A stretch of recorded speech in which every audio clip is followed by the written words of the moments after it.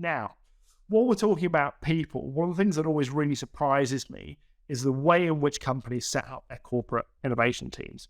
In essence, you should have a fixed team. So this is the minimum number of roles you should have full-time in your engine. You should have a flexible team. This is a resource that you can scale up and down depending on the number of new propositions you want to get through. And you should also have a core team, right? So those are roles that are provided by the existing business, sometimes at very specific junctures within the process.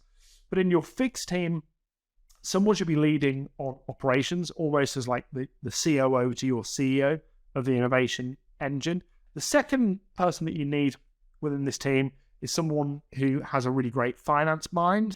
The final role that you really need to have is kind of the admin, somebody who can work very closely with that COO, schedule, organize all the interface points between the engine, the core, your external partners. In flexible, there are 4 roles that you need. You need someone to undertake in-depth customer discovery and validation works. The second role that you need is someone to own each opportunity area that you're servicing, each idea that you're testing, each idea that you're scaling.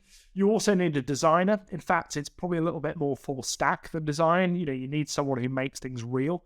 And the final role that we need in this flexible team is a systems architect. So you need someone who's capable of mapping out a blueprint for how a new proposition will work, whether that's physical or digital, and translating those blueprints into requirements and ultimately into a product backlog. And then from the core, really, there are 3 roles that I touch on. On a case-by-case basis, you're going to need some subject matter expertise. Could be, an SME around products or, specific markets. You'll need some form of IT support. And as I said, if you're remote, you're going to need someone dedicated, preferably.